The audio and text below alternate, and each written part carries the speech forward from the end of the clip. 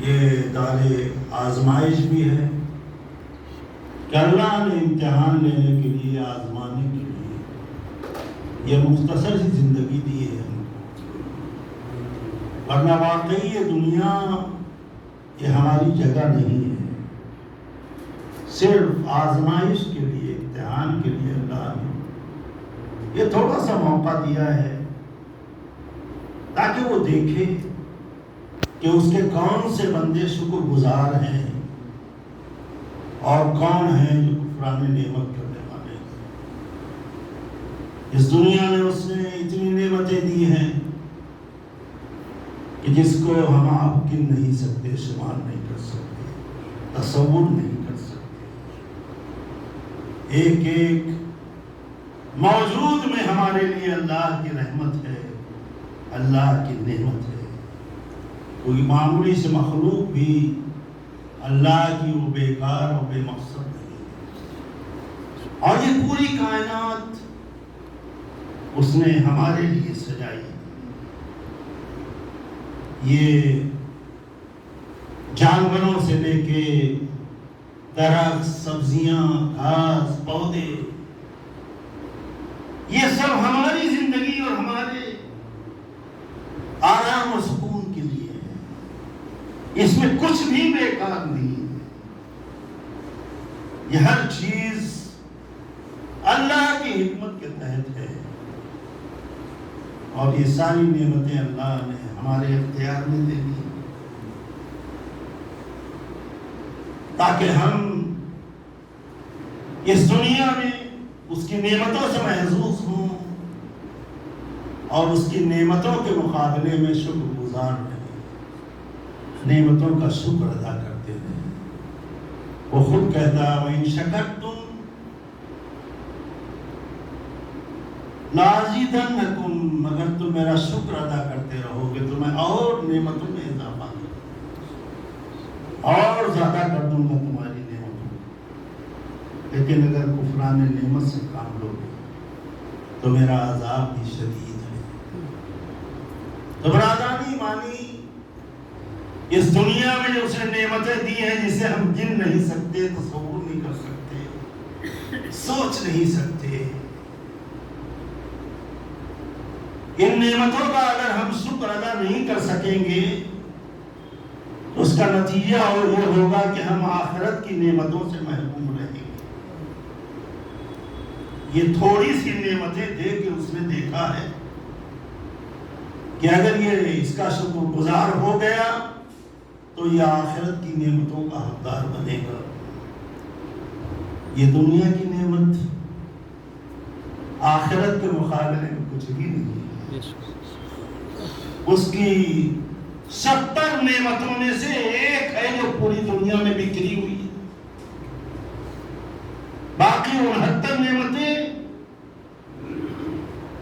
وہ آخرت میں۔ تو جس نے اس دنیا کی نعمتوں کا شکر ادا کر دیا وہ ان آخرت کی بے انتہا نعمتوں کا حقدار ہوگا۔ لیکن افسوس یہ ہے کہ ہم ان دنیا کی مختصر نعمتوں کو ہی اپنی زندگی کا محاذر سمجھتے ہیں۔ اسی دنیا میں صرف ہم منہمک ہیں کہ بس اچھا سے اچھا کھا لیں، اچھا سے اچھا مکان بنا لیں، اچھی گاڑی ہمارے پاس ہو، بہترین کپڑے اور لباس ہو، گویا کہ اسی کو ہم نے اپنا مقصد اور محاذر سمجھ لیا ہے، جبکہ یہ دنیا فنا ہونے والی ہے، مٹ جانے والی ہے، ختم ہو جانے والی ہے۔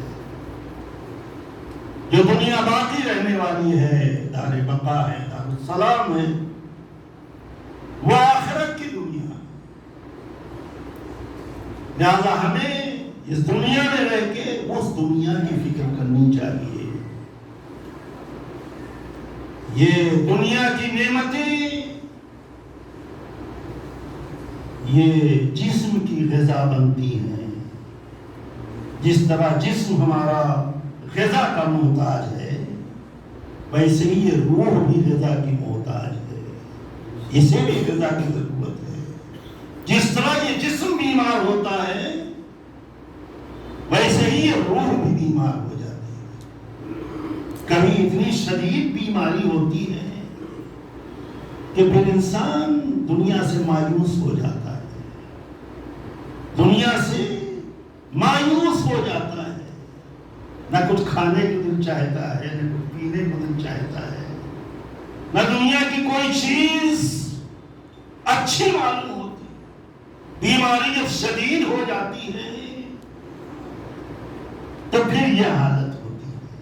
جس طرح جسمانی بیماریوں کی شدت انسان کو دنیا سے متنفر کر دیتی ہے, ویسے ہی یہ روحانی بیماریاں ایک ایک گناہ کر کے جب بڑھتا چلا جاتا ہے اور ہمارا دل ان کو سیاہ ہو جاتا ہے تو نہ ہمارا نماز پڑھنے کو دل چاہتا ہے, نہ دعا پڑھنے میں ہمارا دل لگتا ہے, نہ نیک کاموں کی طرف ہماری توجہ ہوتی ہے. خدا نہ خواستہ ایسی نوبت آئے جیسے گناہ ہو فوراً توبہ کر لو. یہ شب جمعہ اس نے, یہ بھی اللہ کی ایک رحمت ہے کہ شب جمعہ اور گناہوں کو معاف کرتا ہے. خاص کر یہ دعائے کمیل جو بہت لمبی معلوم ہوتی ہے ہمارے بچوں کو, یہ بہترین ذریعہ ہے گناہوں کے بخشوانے کا. ایک قطرہ آنسو اگر گناہوں کے تصور سے نکل گیا آنکھ سے تو اس کی بے قرار رحمت کا انسان مستحق ہو جاتا ہے. لیکن ہم اس دنیا میں منہمک ہیں, آخرت کو ہم نے فراموش کر دیا ہے, جبکہ ہم نے ایسے رہبر پائے ہیں جنہوں نے دنیا کو ٹھکرایا ہے اور آخرت کو آباد کیا ہے, جن کی نگاہوں میں دنیا کی کوئی اہمیت ہی نہیں تھی. مولا متقیان امیر المومنین علی بن اللہم صلی علی محمد و علی محمد. کہتے یا دنیا غرری غیری, دنیا میرے غیر کو دھوکہ دے, میں نے تجھے 3 طلاق دے دی ہے جس کے بعد کوئی رجوع کا امکان نہیں ہوتا ہے. اے سونے اور چاندی, علی کو دھوکہ نہ دے, علی کو اس سے کوئی دلچسپی نہیں ہے. تو علی والوں کو بھی ایسے ہی ہونا چاہیے. کیا آخرت کو مقدم کرنا چاہیے دنیا کے مقابلے. دنیا حاصل کرے لیکن اتنی ہی جو آخرت کے لیے مضر نہ ہو. اور یہ امتحان اور آزمائش ہے ہمارے ایمان کا. یہ جمعے کی نماز بھی اس میں بھی ہمارے ایمان کی آزمائش ہے.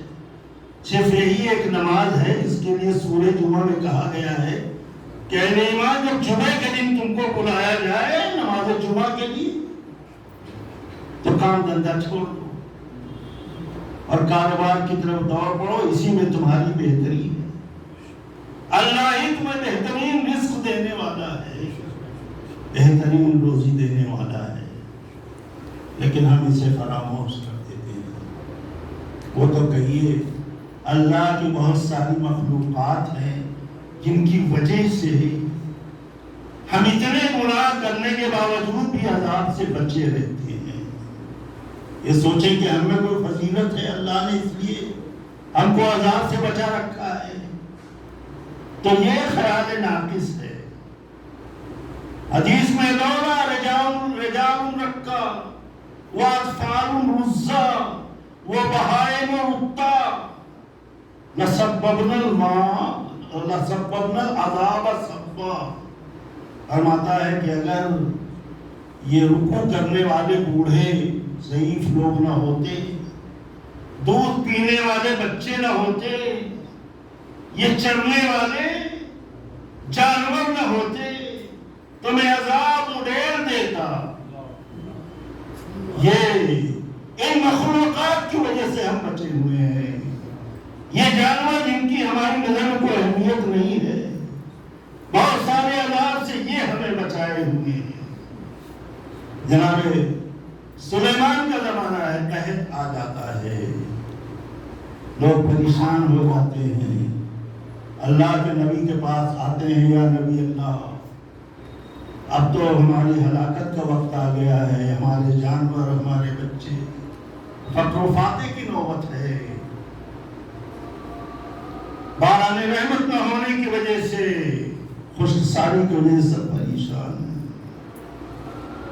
جناب سلیمان نے سب کو حکم دیا چلو شہر سے باہر صحرا میں چل کے اللہ کی بارگاہ میں دعا کریں کہ اللہ ہمیں اس عذاب سے نجات دے، اس مصیبت سے نجات دے۔ اپنی پوری رعایا کو لے کے جا رہے ہیں۔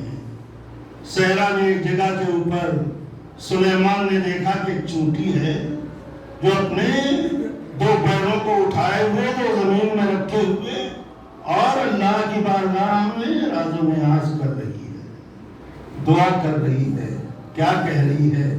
معبود ہم بھی تیری مخلوق ہیں، ہمیں بھی غذا کی ضرورت ہے، ہمیں بھی رزق کی ضرورت ہے، یہ انسانوں کے گناہوں کی وجہ سے ہمیں کیوں مصیبت میں مبتلا کر رہا ہے؟ جناب سلیمان نے دیکھا، کہا واپس چلے چلو، تمہارے غیر کی دعا کو اللہ نے سن لیا ہے۔ ایک چونٹی جسے ہم رون دیتے ہیں پیروں سے، اللہ کی نظر میں اتنی اہمیت ہے کہ یہ پوری مخلوق کو ہلاکت سے بچا دیتی ہے۔ انہوں نے کہا کہ اس کی دعا اللہ نے سن لی ہے، اب تمہیں نماز استسقاء پڑھنے کی ضرورت نہیں ہے، تمہیں دعا کرنے کی ضرورت نہیں ہے، تم اپنے گھروں کو واپس چلے جاؤ۔ برادران ایمانی، یہ اللہ کی بے پناہ نعمتیں ہمیں دعوت شکرانہ دیتی ہیں کہ ہم اللہ کی بارگاہ میں شکر ادا کریں، اور وہ جو توفیق دیتا ہے ہمیں یہاں تک آنے کی، یہ بھی اس کا کرم ہے۔ اگر اس کا لطف و کرم نہیں ہوگا تو ہم مصلی تک آ بھی نہیں سکتے ہیں۔ ہماری زبان پہ اگر کبھی دعا جاری ہوتی ہے تو یہ بھی اس کا لطف و کرم ہے۔ ہم اس کی نعمتوں کے اگر شکر گزار ہوتے ہیں، یہ بھی اس کا کرم ہے۔ لہذا اسے دعا کرتے رہنا چاہیے، مالک ہمیں کبھی اپنی شکر گزاری سے محروم نہ کرنا، ہمیں نیکیوں کی توفیق دیتے رہا، ہمیں عبادت اور دعاؤں کی نیک توفیق عطا کرتا رہا۔ اللہ ہی توفیق دیتا ہے، اگر وہ ہمیں شکر ادا کرنے کی توفیق نہ دیتا تو ہم جانور سے بدتر ہو جاتے، اس لیے کہ ہم نعمتیں کھاتے رہتے، ناشکری کرتے رہتے، جس کے نتیجے میں ہم بدترین عذاب میں مبتلا ہو جاتے ہیں، جانور سے بدتر۔ اس لیے کہ جانور بھی شکر ادا کرتا ہے، عقل نہ رکھنے کے باوجود بھی ہر مخلوق میں شکر گزاری پائی جاتی ہے۔ یسبح للہ ما فی السماوات و ما فی الارض، جو کچھ زمینوں اور آسمانوں میں ہے وہ سب اللہ کی تسبیح کرتے ہیں، یہ سب اللہ کی پاکی بیان کرتے ہیں، یہ سب اللہ کا ذکر کرتے رہتے ہیں۔